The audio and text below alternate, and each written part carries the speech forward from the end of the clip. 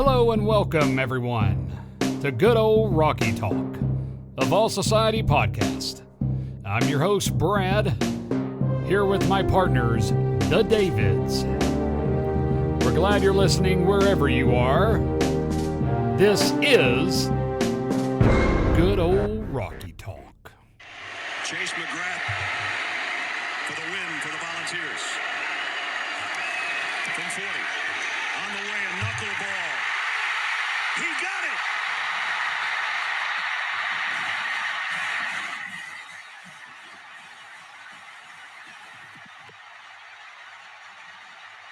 And here they come. And here they come, ladies and gentlemen. Hello, everyone. Welcome to another episode of Good Old Rocky Talk. This is your host, Brad Frank, here with my partners, David Dees and David Morrison. How we doing, guys? We are on cloud 9 this evening while recording. Some 48 hours has passed since the game, and we're still unpacking of everything that happened Saturday night in Knoxville. Yeah. Brad, I think my body's here recording this podcast, but my spirit is somewhere 100 feet off the ground. I am, like Morrison said, on cloud 9. What a weekend. What a night. What a day. Just fantastic. Good to be here. Hey, I'll tell you, I think we're all trying to get our voices back. So to the listening fans, I want to apologize on behalf of all of us tonight if we sound a little off, because we gave our all Saturday to that game. And I'm going to tell you right now, we just listened to a little clip there. I'm sure we all by now know that historic clip. The ending of the Tennessee-Alabama game. Guys, this is one of the greatest games. In fact, I'm going to go on the record and say it. I'm 37 years old. I've seen a lot of good Tennessee football in my lifetime. I'm sure you guys have too. And I'm sure our fans listening have too. But I'm going to tell you something right now. That was the most memorable game I've ever witnessed in my life. Would you agree? Well, you talk about, everything leading up to it. Number one, how unexpected this season is. We saw things trending in the right direction with Heupel, but who would have thought 6-0, undefeated in the month of September, then going on the road and beating LSU, and then winning the third Saturday in October against Alabama. And just the surprise element of how good, how soon we are with Josh Heupel as the head coach. And then 15 years of just misery against Alabama and against Nick Saban and so many other just awful losses and awful games, awful seasons. And so a culmination of all of that. And they played one hell of a football game Saturday night. Yeah. Whether you're a fan of either of these teams or not, just it took me to, it was like the college version of Kansas City and Buffalo last year in the playoffs, just a back and forth offensive slugfest. And it was a lot of fun. So yeah, for me, a culmination of all those things led up to it just being just a phenomenal night of football. And I agree, probably the most memorable Tennessee game of my life. Listen, man. Hey, listen. You deserve this win, David. Dees. You deserve this win, David Morrison. I deserve this win. Everyone listening deserved this win Saturday night. Our players, our coaches. Everybody in Vol Nation deserved Saturday night. It's been way too long. And that's why this game Saturday goes down as the greatest game that's ever been played in Neyland Stadium. That's my opinion. I'm sure a lot of people might disagree and go back to the 98 season or whatnot. but just what led up to this game, how it played out.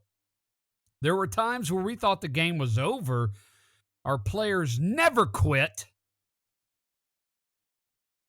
They came back. They fought back each time. We had a super high scoring game of 52-49. A kick that was, it's been debated. Was it tipped? Was it not tipped? Was it just a knuckleball? I believe after looking at the footage, it did appear, and you talk about a game of inches, as David D said earlier to me today. If football isn't a game of inches, I believe that ball was slightly grazed by an Alabama lineman. And let me tell you, if it was another inch more of that guy's finger or hand, I'm telling you, the ball doesn't go in. It doesn't go through the uprights. It doesn't. That ball barely made it over. Brad, you mentioned Morrison. I'll fill you in on this. Brad had mentioned pre-recording how it felt like an Angels in the Outfield moment. If you've seen the movie Angels in the Outfield or The Sixth Man, any of those movies where there's a supernatural power that intervenes and grabs the ball and extends it over the goalpost. That's what it looked like the other night. That's what it was, man. You saw that big orange sunset. Oh, man. And you just had a feeling that everything was right and it was all lining up in the right direction. And you had all these negative plays that Tennessee made in the end of that game where you're thinking, oh, man, you had the scoop and score fumble, and you had the missed extra point, and you had the interception that got called back because of pass interference, and all these heart-sinking moments, only to see a few seconds later that the game was still on the line and that Tennessee was still in it. And you're right, Brad. It was like an Angels in the Outfield moment, especially on that kick. I mean, it barely got over the goalpost. It was a couple of feet from making it. And just incredible night. Yeah.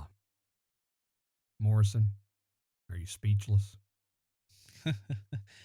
I was after Saturday night, but going to Dee's comments about that Angels in the Outfield right there, it felt like a movie or a Broadway play. There was so much drama just throughout the game, and I know it's still football and X's and O's and the rules of the game, but you think about the backstory of Tennessee, 15 consecutive seasons losing to Alabama, the success Alabama has had with Nick Saban coming aboard in that 2007 season, the Alabama program just rising to the occasion. Then here's Tennessee, kind of been the butt end of the joke for the last several years. This once powerful program has now fallen. It's down to nothing, fallen from the graces of college football. And then enter Josh Heupel, and year one, kind of took Alabama to the wire to the fourth quarter. And then fast forward to game week and the preparation and the confidence. You already knocked off Florida. And now here comes big bad Alabama in there. Same head coach, Nick Saban. And a cast of characters of players that you're going to see a lot on Sundays. Both teams are going to have talented players. And then just for 4.5 hours, that game played on and on and on, and the drama and the anticipation and the emotions. And, you talked about the fumble in the fourth quarter, and it looked like Alabama was going to run away with it, but Tennessee kept fighting back. And Jalen Hyatt, 5 touchdown receptions. Oh, man. Smashed the school record. Hendon Hooker, 5 touchdown passes himself. It was just so much just football drama in a good way. Yeah. Just unfolded. And then, that final drive with, after Alabama kicker missed that field goal, and then Tennessee had, less than a minute to go and 2 touchdowns. And then just a great pass over the middle to Brew McCoy, after we used the previous timeout, and then Heupel ran down there as fast as he could get that last timeout in and set up the storybook ending, Morrison. It was, and after McGrath hit that field goal, just the wave of emotions. I mean, Brad, you cried after that game. Oh, I did. And I've seen, grown men crying after that game. College football brings the best emotions out of any sport, at least in North America. You can say international soccer is right there with it. But here in North America, in the United States, college football is right there. And we all love the NFL on Sundays. You don't get those emotions on Sunday afternoons. And you know what, Morrison? College football is better when Tennessee is relevant. Yes. It truly is. You don't have to be a Tennessee fan to agree with that. It's true. Don't tell Matt Jones and all the Kentucky rivals writers that, or they'll come out of the woodwork on you. Oh, gosh. That's what I love about it, Brad. Tennessee's back. We knew it. Everybody else has just learned it Saturday. We saw it building up to this. We knew we were back. We put an exclamation point on it Saturday, and now you see all the haters come out of the woodwork from all these different fan bases and all these different media people. And that means Tennessee's back. We've got everybody's attention. We took the college football world. We had all eyes on us Saturday at 3:30, and we put on a show. And we beat Big Bad Alabama. And I love it because now all these people, you hear it from Georgia people. They're afraid. They know what's coming. These Kentucky people, they all see it. And they didn't want Tennessee to be back. They've been enjoying dancing over our graves for 15 years. That stuff's over. That stuff is over. Tennessee football is back. And there's not going to be a game we walk into this year where our kids aren't going to have the confidence that they can go out there and win it. And that's exciting. Yeah. Absolutely. And you know the reality? You want to know the reality of it all? Saturday night, guys, everyone in America, besides Bama fans, was rooting for the Volunteers. Give you an example. Did anyone see the Florida LSU game or hear about it? I did. I saw the clip. Yeah, okay. So basically what happened was during that game, and keep in mind this game was at Florida. This is one of our biggest rivals. You heard Eric Ainge last week talk about it on the podcast. They're a rival of ours that we just, when you knock them down on the field, you're not helping them up. That's the kind of rival we have with Florida. Okay? But this gave me goosebumps, and it should you too if you're a real Vol fan. During that game, it was announced live on TV while the game was going on. It was announced that the Gators at the Swamp, the final score, Tennessee defeats Alabama. Okay? And all of a sudden, if you're watching that game, you don't hear that, but all you can hear are fans and the crowd at the Swamp just start bursting out in a cheer. And it got so loud that the announcers of the game said, in case you're wondering what that noise was just now, it was just revealed over the loudspeaker that the Tennessee Volunteers upset the Crimson Tide. And you had the Swamp cheering. If that doesn't give you goosebumps, guys, I'm telling you, I don't know what will. Yeah, everybody's sick of Alabama. They're all sick of Saban. And so for the free world, everyone else is just so thrilled that they lost. But for Tennessee fans, man, it meant a lot. Hey, and to your point, Morrison, I mean, you're right. This is what makes college football so great. I was just gonna say it's a generational sport. Yeah. We talk about our dads and our granddads, and even I'll throw our moms and grandmas and aunts and uncles and cousins that love Tennessee, and I mean, you can even woven into the whole state of Tennessee. Not necessarily Vol fans. I was talking to people at work that I've never talked Tennessee football to. They just, never had a common interest with me with it. They were asking me about it. They said how big of a win this was, just from an outside looking in. I said, this is huge. I said, this is big for the state of Tennessee. And, you saw the fans pouring out on the field. And yeah, I know we did some damage to the field, but I mean, when they asked Randy Boyd, how much is this going to cost you? And he said, it doesn't matter. He knew that this was a big moment. Donnie Plowman knew it. I mean, even, just everyone knew this was a big moment for the University of Tennessee football program, the city of Knoxville, and the volunteer state. That it was just a magical night.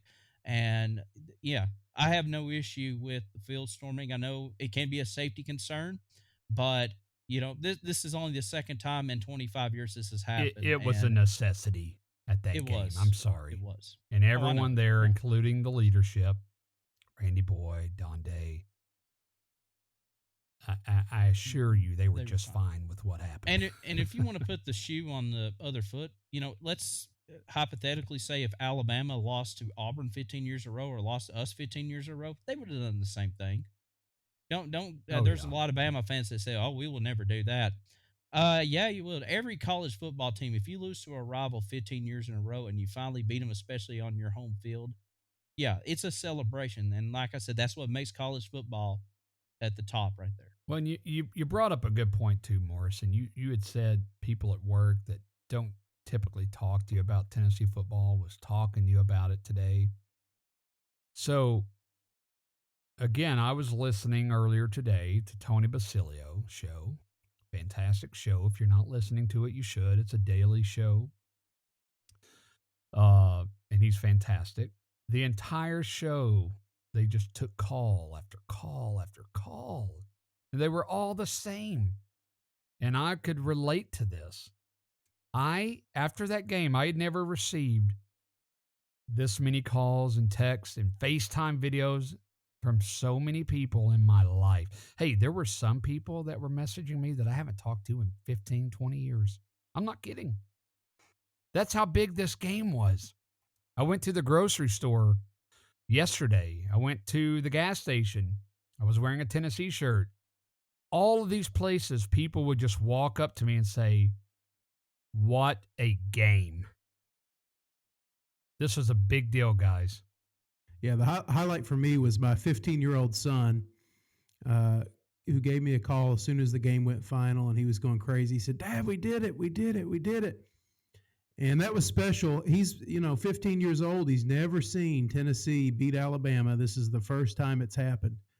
And so getting that phone call from him and hearing how excited he was just puts it into perspective. And I got to call my dad after the game and, take it in with him. And it's just the power of sports and the power of being, a Tennessee football fan.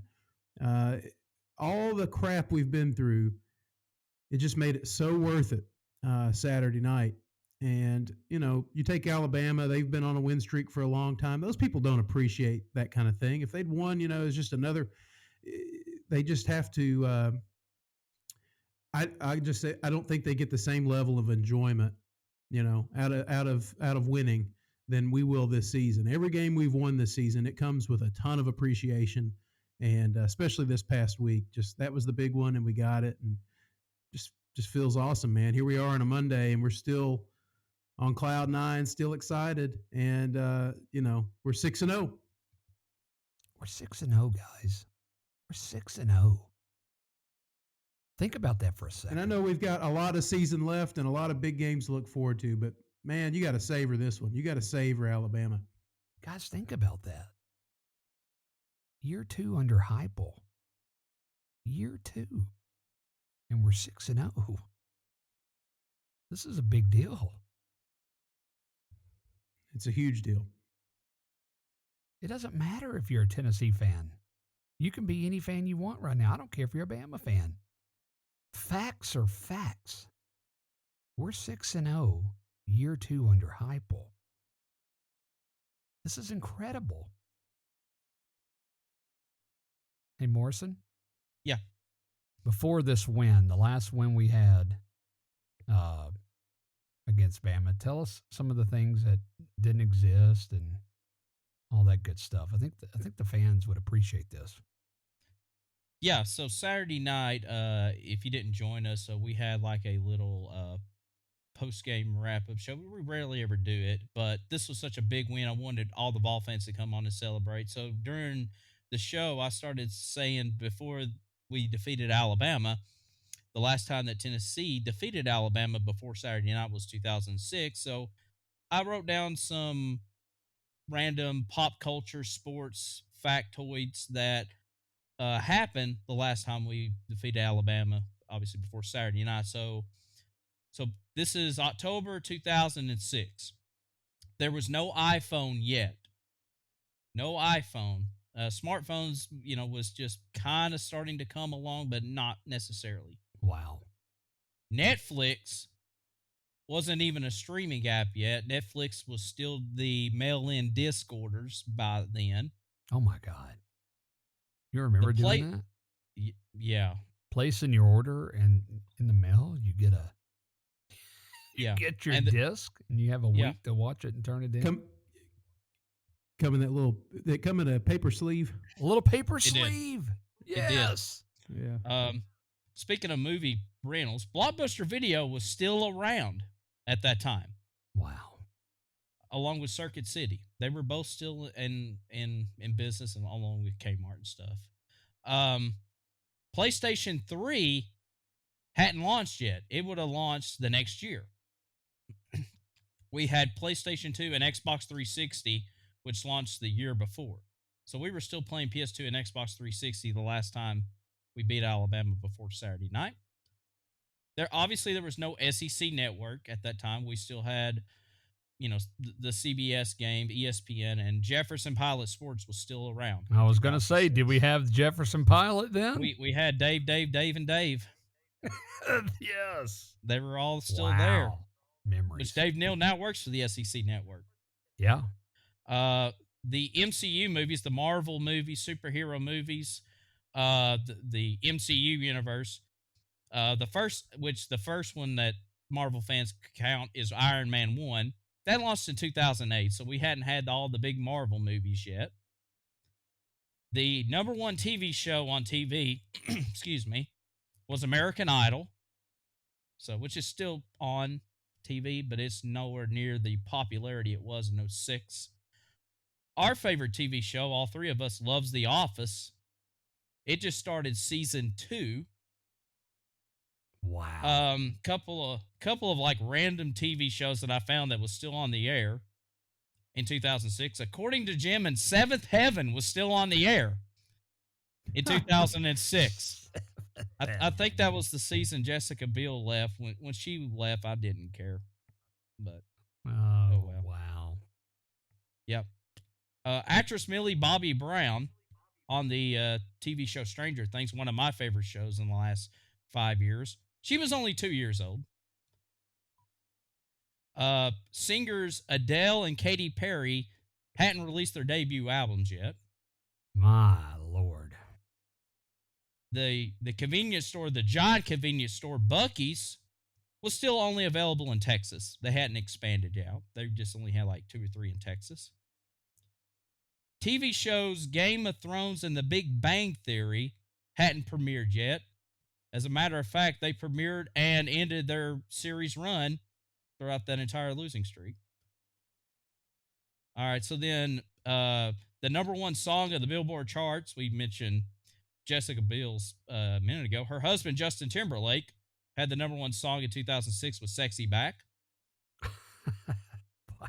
The number one album that week was The Open Door by Evanescence. Evanescence was kind of a little goth rock band back in the day. I kind of like them. The number one movie was The Prestige with Hugh Jackman and Christian Bale. I don't remember much about that movie, but I know Hugh Jackman and Christian Bale.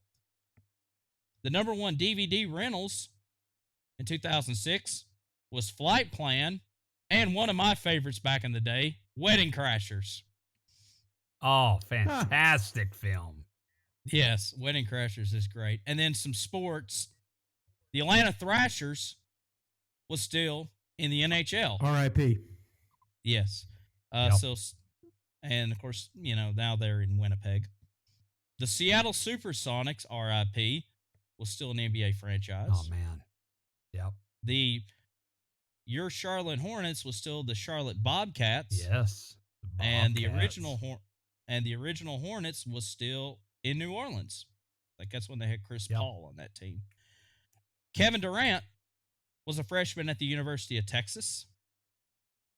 with Chris Lofton shooting over his head. Yeah, yes, buddy. I was there that game. That was a lot of fun. Shout out Chris Lofton. Shout out, Chris VFL, Lofton. true He's going to have VFL. his jersey retired next January when Tennessee plays Kentucky. It's going to be a great day. That's right. Well deserved. Yep. The Houston Astros was still in the National League and playing by the rules. Yeah, they weren't cheating yet. No, they were still good, wholesome. Lance Berkman, Houston Astros. Oh, yeah. I think Roger Clemens was on that team in 06.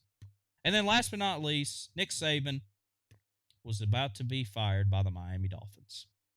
So those are your random pop culture and sports factoids from the last time Tennessee beat Alabama before Saturday night. You know what makes me feel old is that none of that seems that long ago when you break it down that way. No, it doesn't. I know. You're right. Thanks for putting that together, David. That's a good list. Oh, it's fantastic. No problem. Yeah. It really gets you thinking. My goodness, it has been a long time though. I miss Blockbuster Video. Oh yeah. I know we got that. I know we got 100,000 streaming apps with movies, and yeah, it's convenient, but that's one thing from the 90s and 2000s I miss is there's something about a Friday night walking into a Blockbuster. You know, some of them had like popcorn makers over there on the side, and you could just smell the popcorn. And you walk into a Blockbuster and a new movie release. There's something about going over there and actually seeing if it's available and grabbing it.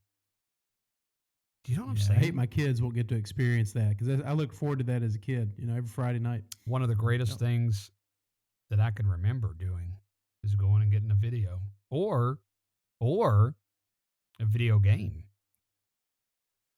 Remember those days when you could go rent a game? Oh, my goodness. Yep. That's right. Yeah. Thanks, Morrison, for putting that together. That's fantastic. No problem. Yeah. R.I.P. Mr. Video in Athens, Tennessee. That's now an Aldi's. Good times. They have one of the best wrestling VHS catalogs. Oh. Like you could find the original NWA War Games there, and all kinds of good stuff. It was right there at the front. Yeah, you got the front rental place, and then you had like this big metal rack, and it was just full of wrestling tapes. And I think I watched every one of them about 3 times. Yeah, same here. When my fandom was really at its peak. So we've talked so much about this game Saturday, but we haven't really broken it down completely. I want to do that real quick, guys, because it deserves to be talked about. And if I may, I'll start, and then you guys chime in wherever you want. But hey, guys, first of all, Hendon Hooker. There's been this talk all season. Could this guy be up for Heisman? He's got to, what are his odds? What are his chances of being up there for a Heisman? Hey, one of the things we've all talked about, he needs to get that signature win. Well, he got that.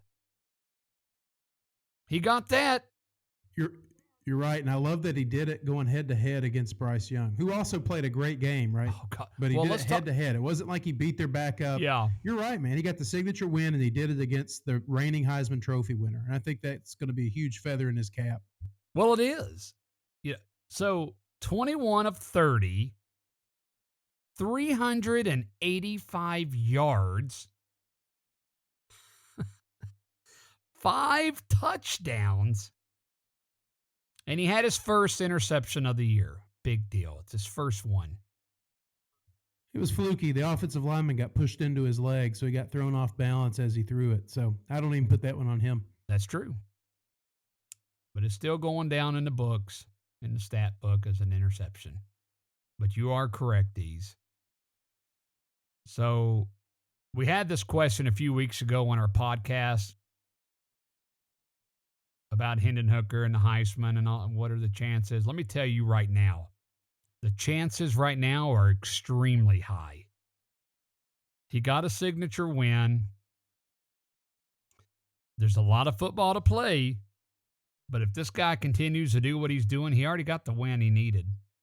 This guy right here, if he keeps throwing those numbers up, he is absolutely a front runner He's a special guy, a great man. I'm proud to have him on our team. So he had a heck of a game Saturday. Hey, all three phases of the ball, guys, of the game, we delivered. Rushing. We did well rushing the ball against Alabama. I can't believe how hard these guys played. It wasn't a one-person game. It was so many people. Everyone on that field Saturday night for the Tennessee Vols did outstanding. Jalen Wright, what he have, Morrison? I think 71 yards, if I'm not mistaken. 12 carries, 71 yards. I think Jabari 12 Small. carries, 71 yards, yeah. And Jabari Averaged Small, I think he had 12 as well, right, for 53? Yes, yeah. Hey. Both your running backs combined 24 rushes, be 8, 9, 10, like 124 yards just for the both of them, if I'm doing my math correct. Hey, this is against Bama. Yeah. And we know we did well at receiving. Jalen Hyatt just went nuts. 6 reception, 207 yards, 5 touchdowns. And Ramel Keaton, 5 receptions, 78 yards? Mm-hmm. And then Brew McCoy, 38 yards. But guess what? He had possibly the catch of the game. The catch of the game. You said it, Morrison.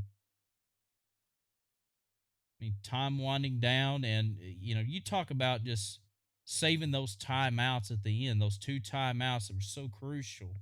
And it just proves just the brilliance of Josh Heupel right there at the end. And, that's where I was talking about the drama, just right there at the end. And Brew McCoy, that could have been picked off. That could have been incomplete. We could have been heading overtime. But just the confidence of Hendon Hooker, Brew McCoy, and his athletic ability to get up there. I think he had 2 Alabama defenders right next to him and brought it down, and then getting that timeout. Listen, guys, listen. The fact that we won this game, okay,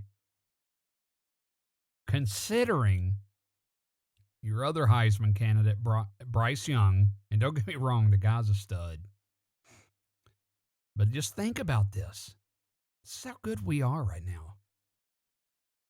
Bryce Young had 35 of 52 for, listen clearly now, 455 yards and 2 touchdowns. 455 yards. He went nuts Saturday night. But guess what? We still found a way to win. Blows my mind. Incredible. Just incredible. And then, of course, Chase. Let's talk about him for a minute. Missed that extra point. I know every Vol fan listening did exactly what I did. They were mad. They were disappointed. How could you do that? You can't miss that. That's a given. Come on. I did the same thing. But you know what happened Saturday night?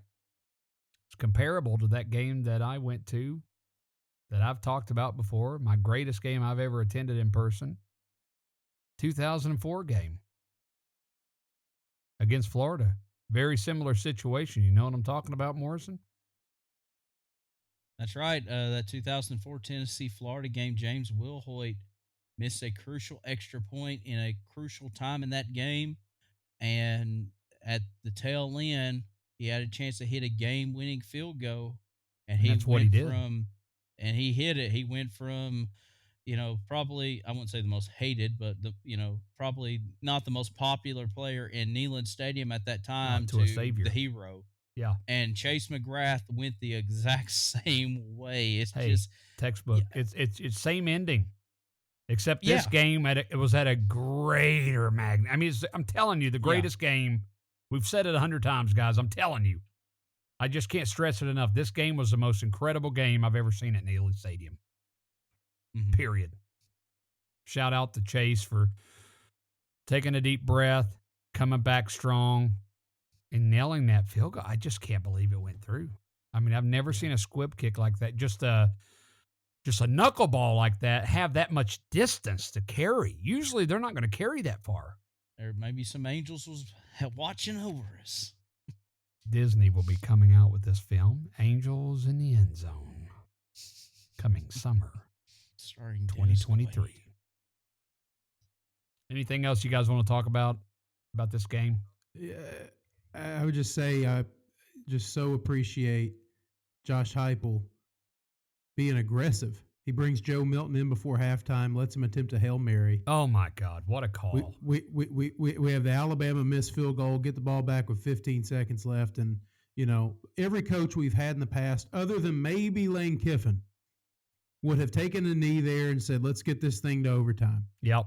But not this guy, not with his offense, not with the trust he has in his quarterback. He's going to attack, and he's going to go after it.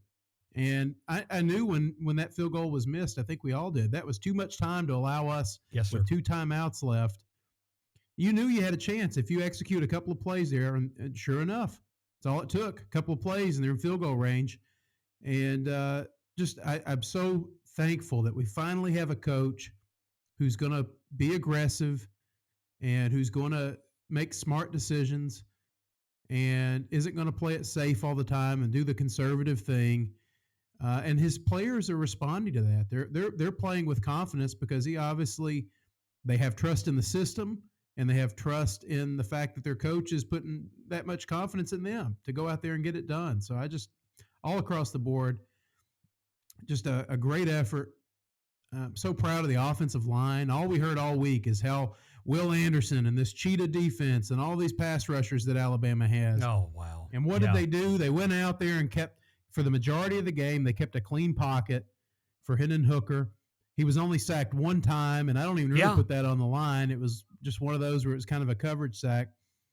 They just played phenomenal. And that's the second week in a row where they've gone up against this vaunted defensive line. We heard it against LSU, and we heard it again this week. And they've done nothing but handle business. You see those run plays, 5-6 yard carries getting turned into 8-9 yard carries because they're pushing the pile and getting them upfield. We went for so many years without seeing that. And I'm just blown away at how well our offensive line did against that supposedly great All-American Alabama defensive line. And, Will Anderson, the Heisman Trophy defensive player. He didn't do anything in that game. You didn't hear from Will Anderson at all. So just the scheme and the offensive line just worked to just absolute excellent execution on Saturday. So shout out to those guys. It was incredible. And you're right. They deserve a shout out. And hey, in our defense, man, we all know this. We're a little weak on the defensive side, in particular secondary. We know that. But if you're not proud of how they played, the entire defense, listen, Josh Heupel has who he has. Okay? But every week, this team has improved every week and matured and is just doing what they need to do to win these games. And I am beyond proud that our defense showed up. Hey, are they making plays every time? No. But they're making plays when it counts. We haven't seen this in years. And with an offensive like that, you don't have to do a lot. Tim Banks is getting the most he can out of the players he has, and I just appreciated their aggressive approach the other day and against LSU. And we saw it earlier against Pittsburgh. The only quarterback they respected enough, his legs enough this year to not go after him was Anthony Richardson in that Florida game. Right. I've just loved the game plan of our aggressiveness. And, sure, the secondary missed some open tackles. They took some bad angles. You saw it happen. Those guys are going to, have to continue to piece it together each week. We lost 3 cornerbacks the other day. Shout out to William Wright, walk-on defensive back, who was in that last drive when Alabama had the ball and they settled for the field goal and missed. William Wright came on because Christian Charles had a thigh or a hamstring injury. Came out of the game on that drive. He had 2 tackles. They have to put in a walk-on, and he held his own in the ball game. Number 36, William Wright. So shout out to him. Being a walk-on, thrust it into a huge key scenario, and he shows up and makes plays. So it's incredible. Yeah, it just next man up, and you can't probably survive on that the whole year. You're going to have to get some better play, but to this point, it's worked. And with an offense that's clicking the way it is, being the number 1 offense in the country, your defense doesn't have to do a lot. Guys, when I say the entire team showed up Saturday night, I mean that. Shout out to Jeremy Banks. What a game he had, guys. Byron Young, Amari Thomas. Go down the list. Flowers. Bumpus toughed it out. Flowers led with 7 tackles, 4 assists. Nico Slaughter filling in for Jalen McCullough. He missed some tackles, but he also made some plays. Yes, Slaughter had 5. McDonald 6 tackles. Guys, it was a team effort. You had a special teams turnover there on the punt return for Alabama where they touched the football and Tennessee recovered. And that's another thing about that game, just how undisciplined Alabama was. And I think it was 8. I'm going to get that number. How many of those penalties? I think there were 17 penalties, and 8 of those were pre-snap penalties, which leads you to believe that the crowd was the motivating factor behind those false starts and delay of game penalties. No question. But, just really undisciplined football from Alabama, which is something we're not used to seeing. And it's reoccurred several times this year, so it makes you wonder just kind of what's going on with this Alabama football team to have that many undisciplined plays and the penalties and then the muff thing on the punt return, just uncharacteristic. Well, and you mentioned it already earlier, David. The days of Bama coming in here and expecting to get that W against us, those days are over. They truly are. It's not going to happen anymore, guys. As long as Josh Heupel's here, this team's going to continue to be in every game they play. It's true. You're not going to see a dominant Alabama come in here every year and kick our butt. Now, I'm not saying we're going to win them all every year, but I promise you the days of Alabama dominating, that's over because we have the greatest coach.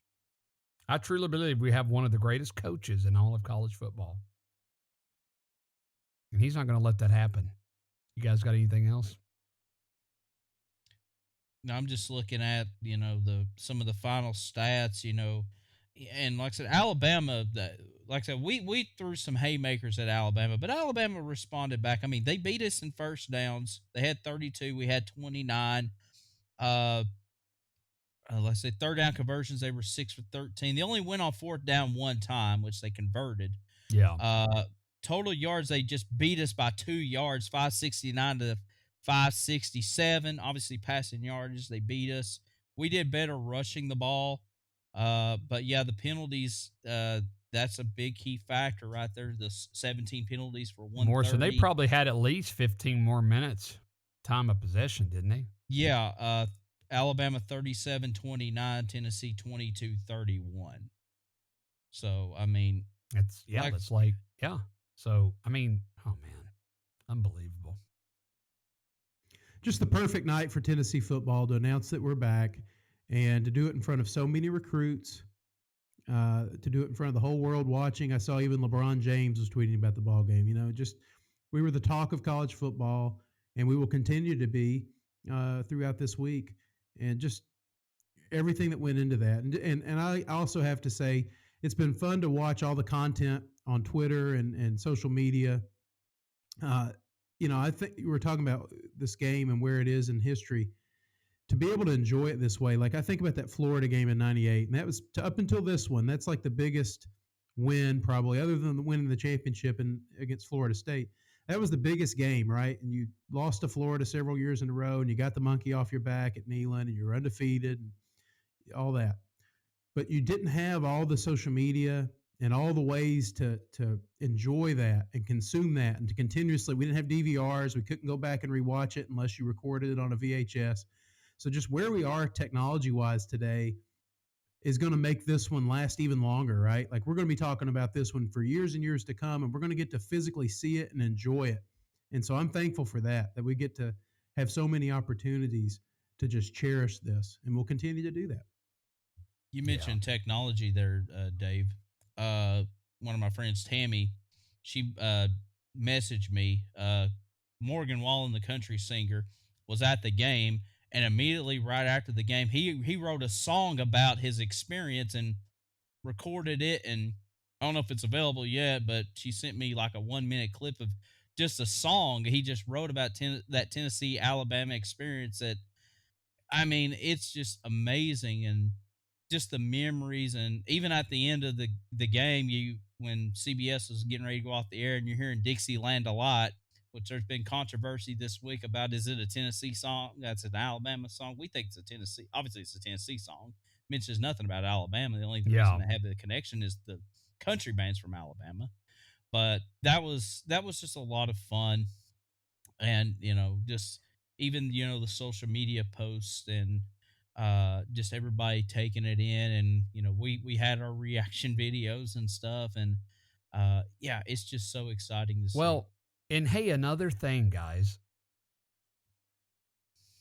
I don't know if I heard this today. They were talking about it. So I heard it somewhere. I don't know if I saw it online or on Tony today on Basilio show. It's not common for a broadcast such as CBS, when a game's over,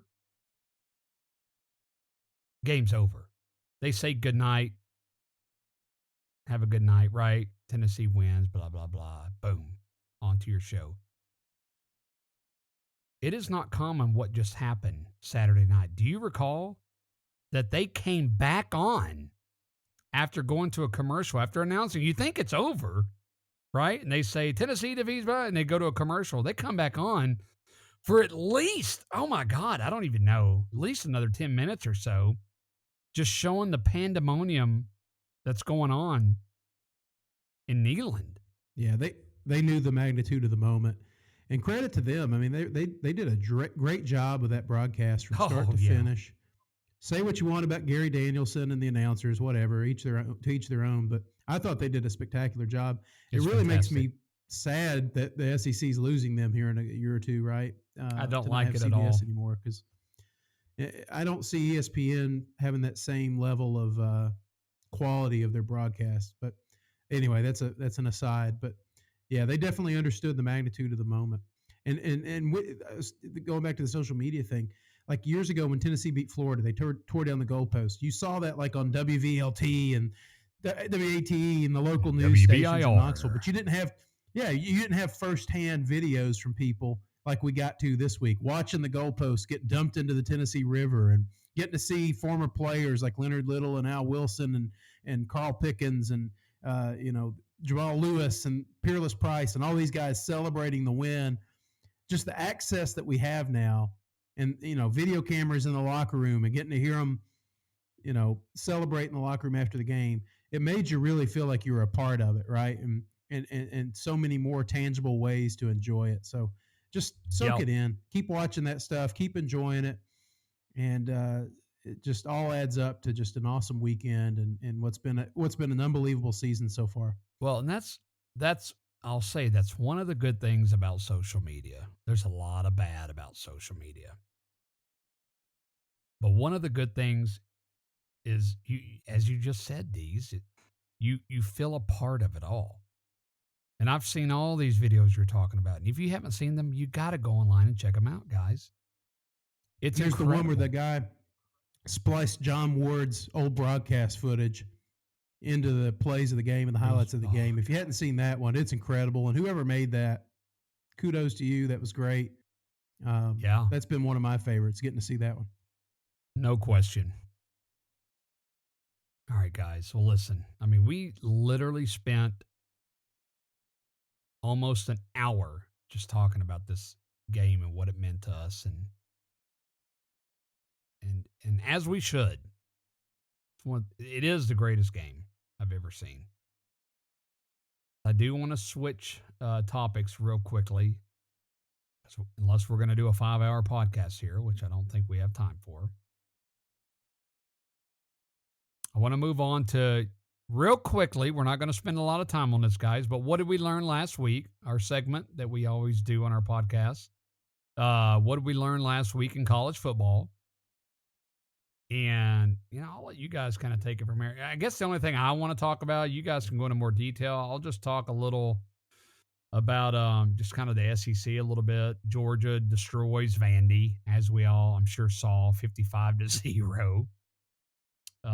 What else was happening in the SEC? Kentucky Let's see. They won, right? 27-17 over Mississippi State. And then Ole Miss. Did anybody see that Ole Miss Auburn game? 48-34. Ole Miss gets the win. And by the way, real quick, did everyone see Lane Kiffin, his comments before the game? He was on the field. They were interviewing him. Gave a shout out to Tennessee. He said, let's go beat the state of Alabama. Yeah, yep. I thought that was kind of cool. He just can't stay out of it. He cannot stay out of it, and I'll bet you he earned a few fans back there just from that comment. But Lane's something else. He is something else. There's no doubt about it. But that's kind of what's going on in the SEC world. And LSU, big performance on the road, winning at Florida. That was big for LSU. Their season seems to be hanging around, and they're, right when you think they're done, everybody's ready to stick a fork in them. No, they kind of keep hanging around. Yeah, they do. They keep hanging around, which makes that Tennessee win look even more impressive. That's exactly what I was about to say. So yeah. Other than that, what do you guys have? Do you want to talk about anything particular? I believe Oklahoma finally got got a win there going for them, right? Yeah, beat Kansas, and then you had USC. I stayed up in the middle of all the celebration and watched the end of their game against Utah. They lost by a point on the road to Utah, 43-42, I believe. So that was a big loss. That when you start talking about Tennessee being in the playoff conversation, bingo. Any other team that's undefeated, it's important now to start paying attention to that and making sure that those teams pick up losses along the way. So that was a big one, and that definitely will impact the playoff picture. Yeah, that was huge. And my biggest takeaway, the Vols are back, period. Morrison, what about you? Yeah, indeed, the Vols are back. Yeah, we talked about, undefeated teams. There were 6 undefeated teams that took their first loss. Bama, of course, was one of them. Both teams in the Sun Belt, Coastal Carolina, James Madison took a loss. I believe Oklahoma State took their first loss. They lost to TCU, but TCU is still undefeated. So a team to watch out for. Shout out to Syracuse. Syracuse defeated NC State. They're still undefeated. Their best record since 1987. Matter of fact, they stormed the Carrier Dome, or whatever it's called now. I still call it the Carrier Dome. And even though this is kind of a funny one, somewhat, but I'm going to give a shout out to Colorado. So Colorado was the last college football team that had not won a game this year. They defeated California in overtime, like 20-14. I mean, Colorado's not a great team at all, but Colorado becomes the last team to win their first game this year. So all 130 or 31 FBS schools have a win this season. So there won't be a winless team this year. So good. And that's where former Tennessee transfer quarterback JT Shrout ended up going to. So. Good. And that's a good stat. And then just peeking ahead to this coming week, just for a second, just want to highlight a couple of the games that we need to be paying attention to. You got Mississippi State playing Alabama. You got number 8 TCU, who's still currently one of the unbeatens. They've got Kansas State at 8 o'clock. And then you've got Clemson versus Syracuse, 2 unbeaten teams there. You got Ole Miss and LSU. You got UCLA and Oregon. Those are all ball games that are going to be worth watching and keeping tabs on this weekend. Good. Thanks, Dave. Scrolling through my feed right now, and you might have seen this. I thought this was kind of funny. Seeing an article here where it says Tennessee fined $100,000 after fans stormed field following the win over Alabama. UT System President Randy Boyd, love that guy, by the way, quote, "It doesn't matter. We'll do this every year." God, I love that man. I love it. Sorry, guys. I just had to share that because that just makes me so happy. I love our leaders at Tennessee. What an answer. And then lastly, guys, let's talk about, kind of the rankings where everyone ended up a little bit here after all that. So we have Georgia at number 1. We have Ohio State at number 2. Tennessee is now number 3. So many people are saying Tennessee should be 2 or 1 based off of just our schedule and who we've beat. What do you guys think about that? Yeah, this is the AP poll. Coaches poll, Tennessee's number 4. These rankings don't really matter right now, but yeah, Tennessee, I'm fine with them being 3. I personally think they should be number 1. I'm a homer, I admit it, but I think they have more top 25 wins than anybody else. They have a better resume than anyone else to this point. So well, they do. They're my top team in the country. Yeah, and just the eye test, right? You got the number 1 offense in the country, and I haven't seen anybody stop it yet. So No, I don't think anyone will. I don't think anyone will stop it. And you got Michigan 4, Clemson 5, Bama dropped to 6, Ole Miss 7, TCU 8, UCLA 9, Oregon 10. We'll just go through the 10. And I got to say, one more thought, before we get completely out of the Alabama game. I've seen a lot of trash talk, online. People from Alabama, their feelings are hurt. They're blaming penalties, blaming the refs. But then you have some old school Alabama guys that I've heard, and they're just glad that Tennessee's back. Yep. They really are. They appreciate and respect the rivalry so much. They're thinking, it's not as fun when Tennessee's gone and they're not competitive, and we haven't been for 15 years with them. So I think there's a portion of the Alabama fan base. They don't like that they lost Saturday, but I think they're definitely glad to have the rivalry back. And they know as long as Josh Heupel's here, this program's going to continue to compete with them. So I just want to say shout out to those Alabama fans that are actually intelligent, classy Alabama fans that enjoy this rivalry, not the ones that are bandwagoners that also root for the Yankees and the Lakers and the Kentucky Wildcats in basketball season. Well, and you're right, David. Those are real fans that are talking that way. The people that are just complaining about the game, I'm sorry, those are not real fans. And it's true. I would say the same thing if it were us and Alabama was terrible 15 years. It's better when you have competition. It's just better that way, guys. That's the reality of it. So you're always going to have a bunch of idiots out there. That's just the way it is. All right, guys, let's move on. Real quick, we're going to talk a little bit and include our fans just because we wouldn't be here without you guys. So we have a few questions in our mailbag section. So let's go to that real quick, and let's see who we got here. We'll do a few of these real quick. Let's go to Josh C. from Lenoir City, Tennessee. Shout out to Lenoir City. Fantastic. Have a lot of family that lives in Lenoir City. So we ask on Facebook, where do you rank this past Saturday's Tennessee-Bama game in your best games of all time? Well, Josh, we spent 50 minutes talking about this game. The best answer I can give you there, and I think you might already know this by now, it's the best game I've ever seen. Based on the circumstance and 15 years or so with losing to this team and the way the game played out, this has to be my best game of all time. Guys? Yeah, definitely. So this is going to be right up there. Still processing it. This definitely is the greatest third Saturday in October game of all time. I think for me, it's just how many times I'll go back on YouTube over the years and rewatch the highlights, because I usually have my select games. I always kind of rewatch 98 Florida, 98 Arkansas, 2015 Georgia, 2016 Georgia, mainly just for the last play.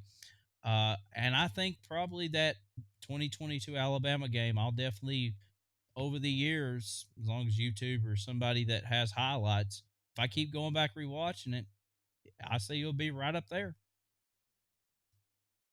Yeah, I agree. I'm sure there's some recency bias here, but for me, if I just look at my personal sports fandom, all that went into this game and led up to it, I would say this is near the top. It's one of the top 2 or 3, maybe number 1.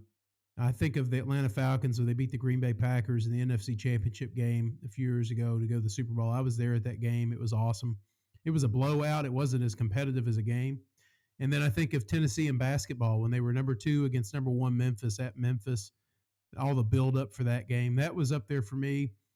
those are probably my top three in all of my sports fandom. And there's probably a Braves game from the NLCS when they beat the Pirates. That one's probably in there too. But yeah, that's definitely up there for me. It'll be one of the most memorable just because of the significance of it and where we came and how quickly we had arrived. And then who knows if Tennessee goes on and say wins an SEC championship or a national championship this year, we may go back to this game and look at it even with more reverence and more appreciation. So, but just fresh off that win, yeah, it's definitely in my top probably two or three.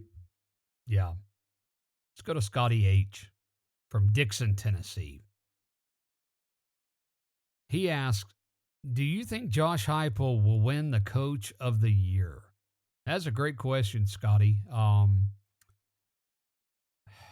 Let's let someone else go first on this. David Dees? Yeah, if the season ended now, yes. We don't have a crystal ball, but if it ended right now, yeah, he's the Coach of the Year. What he's done is remarkable.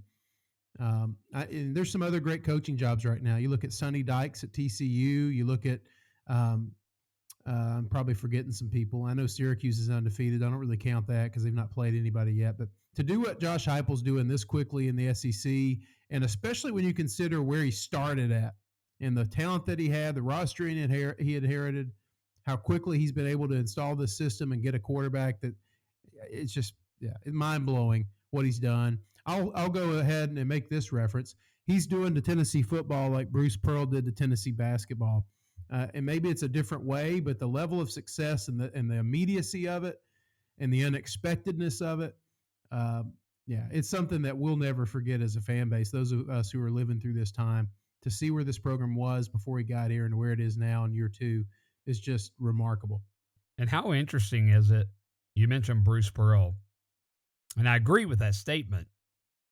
But how interesting, polar opposites in terms of their approach and their personality, right? Oh, for sure.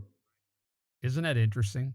I mean, Bruce Pearl was one of the reasons we loved him was just, it was just he's all over the place. This guy's going. They're both winners. They're both winners, but Bruce Pearl, as far as his just his personality, this guy's going shirtless at games, and just showing up and just going nuts in the student body. We love it, it's fantastic. But and he won that way, right? He was very much a winner in his own right. And then Heupel, this guy couldn't be more behind the scenes, doesn't care. It's not about him. This guy just goes to his press conferences. Just as chill like you and me, just like a standard person going in there and stating the news, buddy. He is not about anything himself. It's all about his players. And after some of the characters that they've had over there as coach, you think of, Bush Jones, Derek Dooley. I'm going to say their names now. All the demons have been exorcised. We can talk about these people now openly. You're right. When you talk about the characters they've had over there, it's very refreshing to have a guy who, A, knows how to coach, B, knows how to install a successful winning culture, and C, doesn't have to be weird and make it all about him. And so no ego with this guy. He's a normal guy from the Dakotas. And I think he fits in great here. And it's what Tennessee needed right now. We may not have known it, but this is who we needed. And if anyone's curious what Derek Dooley likes to eat on a Saturday game day, go online to Google, type this in. David D shared this with me earlier. It is fantastic. It's very funny. This guy has been photographed, Derek Dooley, at the game Saturday, just down beneath the bleachers under the stadium during this victory. And you see Dooley in a suit just over there in a corner. It looked like a pee corner.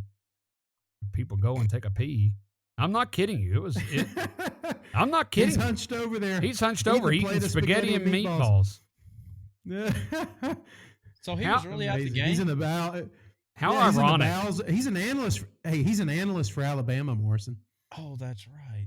Yeah. They've got so many former Tennessee coaches on their staff. They've got Robert Gillespie, who is a running backs coach here. They've got Derek Dooley. They've got more than that. They've got a whole list of people who used to be on staff at Tennessee that are now working for Nick. Yeah. Wow. Pretty hilarious. I mean, you just think about that. Where we were, right? Derek Dooley down there eating spaghetti and meatballs. And then you got Josh Heupel, man, just crushing it.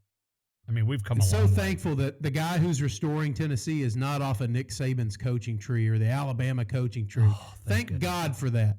Thank God. Absolutely. We're finally doing it right, guys. Yeah, and I'll answer now.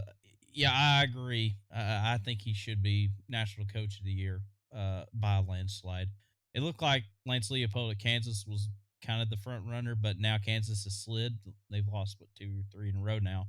You have to make Heupel.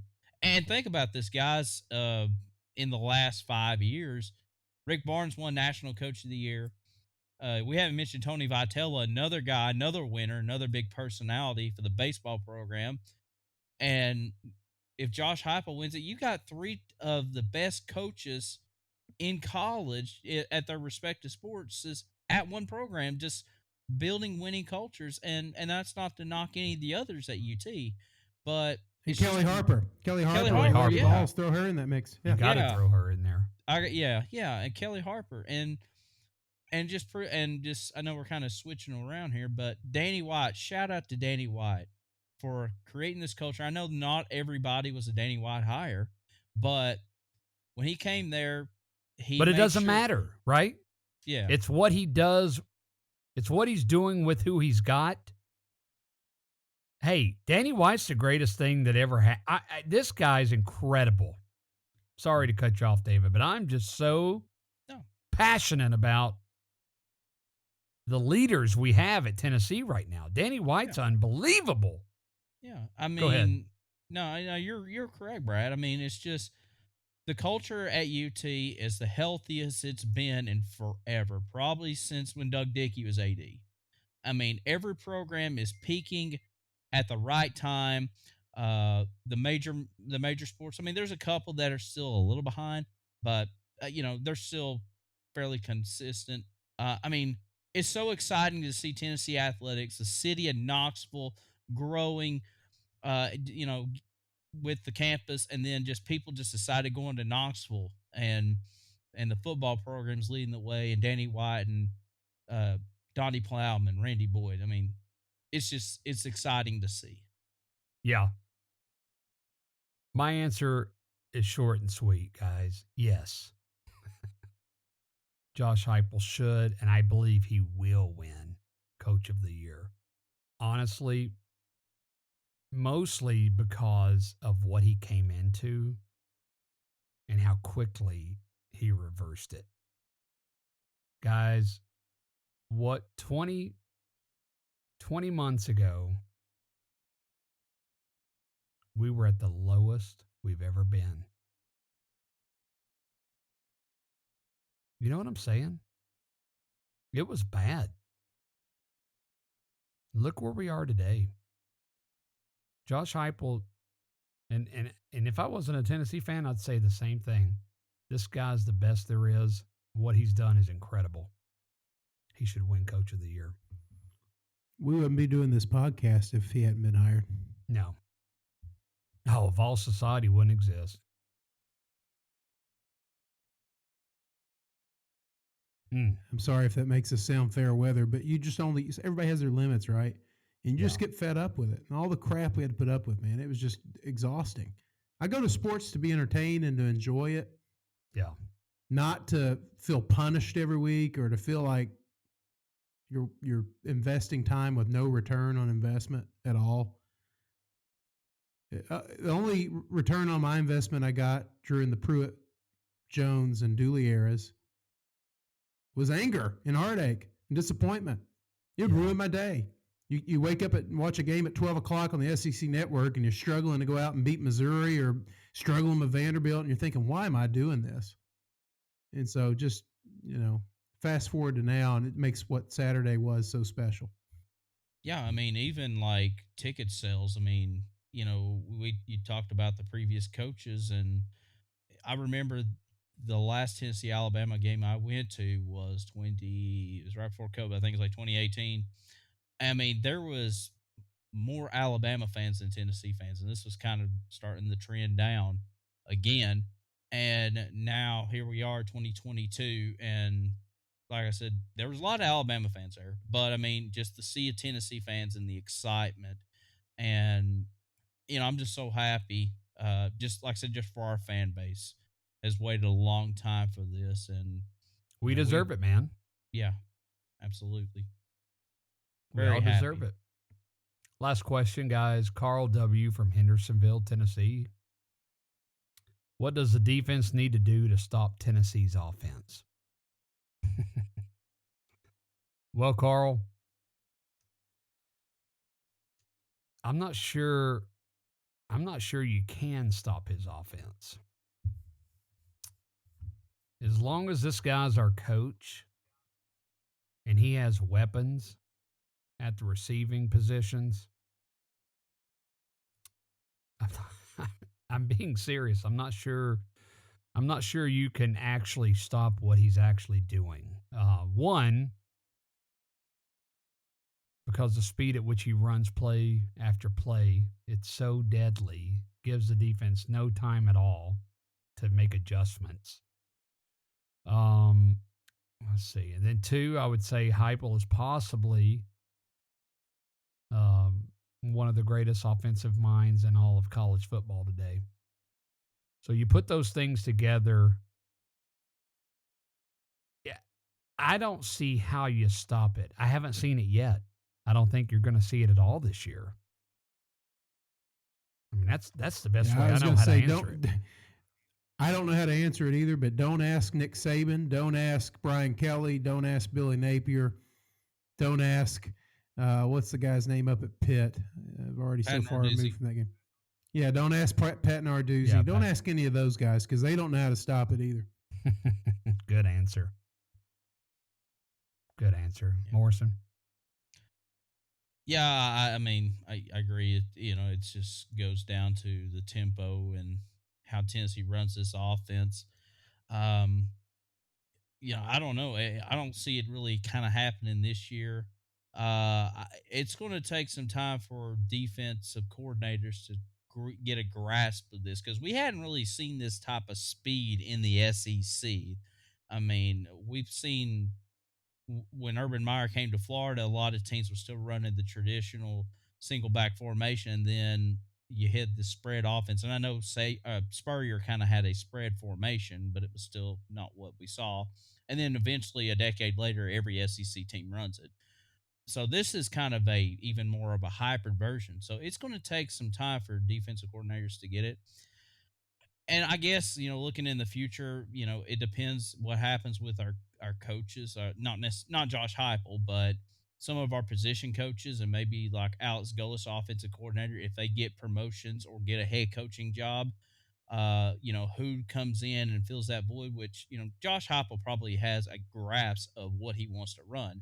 It's just, when coaches come and go, maybe do you still have that same nucleus and still run that same type of offense, or, maybe a different philosophy kind of changes it up. I know it's kind of a psychological answer, but it's just kind of the first thing that came to my mind.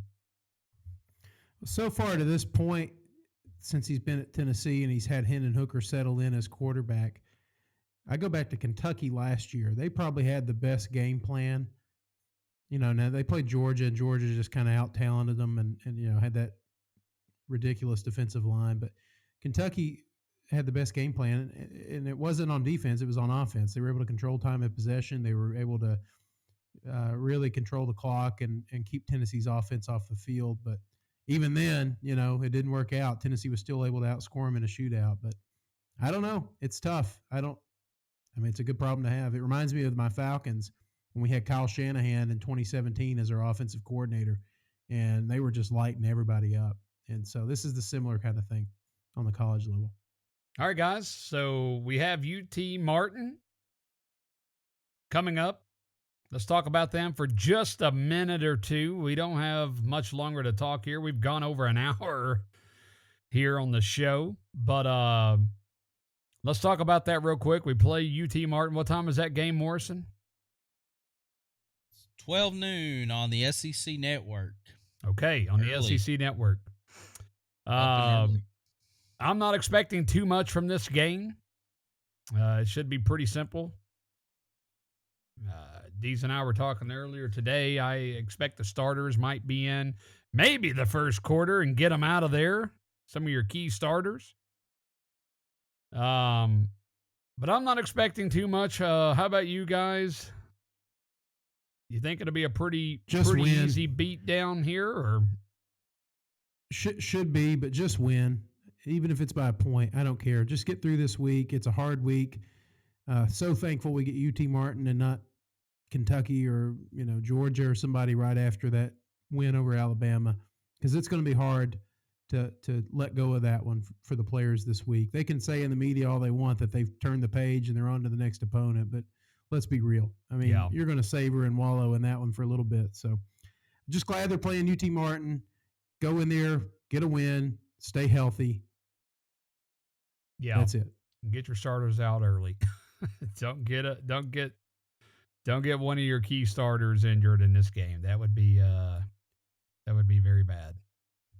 And in case anyone missed it, the time for the Kentucky game is out at 7 p.m. on Saturday, October 29th. So Halloween weekend here in a couple of weeks. It's a night game hosting Kentucky. And I wouldn't be shocked if Tennessee breaks out the dark mode black uniforms for that game. But we'll see. Yeah. So get those black jerseys ready. We're not confirming this, but Vol Society has a suspicion that this could be happening. Morrison, you got anything you want to say about UT Martin? About the only information I have of UT Martin, last year they won 10 games in FCS, so they're a pretty above average FCS team, but we have more talent and should be able to put up big numbers on them. But their quarterback, Dresser Wynn, just looking at his stats, already over 1,700 yards passing, 11 touchdowns to 2 interceptions. Their running back, Zach Wallace, already with 567 yards, 10 touchdowns. So it's kind of a high up-tempo offense that UT Martin runs. But, like I said, we got the horses in the stall. We should be able to put up a big game with them. And, I expect Hendon Hooker not to play a whole lot in this game. Just, very similar to Ball State and Akron. Just go out there, put up big numbers in the first half, get your starters out, get ready for Kentucky the next week. Yeah. All right, guys, let's end this show the right way, as we always do. Our score predictions for Saturday. David Morrison, how about you start us off? What's the score going to be Saturday against Tennessee Martin? I'm going to go with the Tennessee Volunteers 56, the Tennessee Martin Skyhawks 7. 56. Okay. 7. All right. I'm going to go Tennessee 62, Tennessee Martin 13. David Dees, what do you got? Let's go 55-14. Okay. I like it. Tennessee. God, you get this win, which we should. 7-0. God, bomb. Doesn't seem real, does it, guys?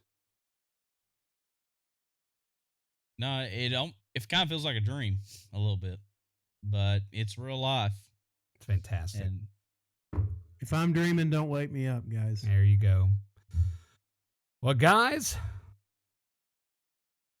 thank you once again. It's been wonderful talking about this past Saturday's game.